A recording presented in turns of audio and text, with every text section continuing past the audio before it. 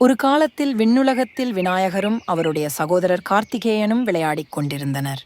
திடீரென அவர்களின் பெற்றோர் சிவனும் பார்வதியும் அவர்களை அழைத்தார்கள்.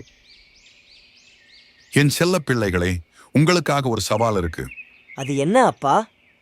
யாரால் உலகை 3 முறை சுற்றி வர முடிகிறதோ அவருக்கு ஒரு சிறப்பு பரிசு காத்திருக்கிறது. கார்த்திகேயன் ஓடுவதில் மிகவும் திறமையானவர். உடனே அவர் தனது மயில் வாகனத்தில் ஏறி உலகை சுற்றுவதற்கு புறப்பட்டார். நான் சீக்கிரம் திரும்புவேன், நான் தான் ஜெயிப்பேன்.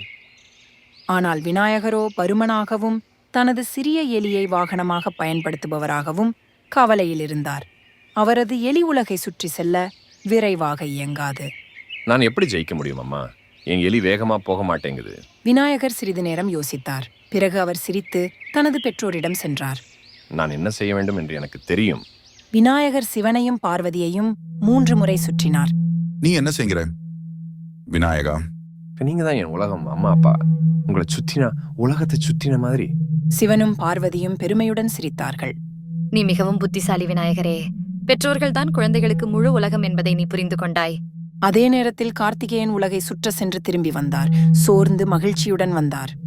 நான் என்னுடைய சுற்றுப்பயணத்தை முடித்து விட்டேன். நான் ஜெயித்தேனா? இல்லை கார்த்திகேயா, விநாயகரே ஜெயித்து விட்டார். அவர் வேகத்தை விட புத்தியை பயன்படுத்தினார்.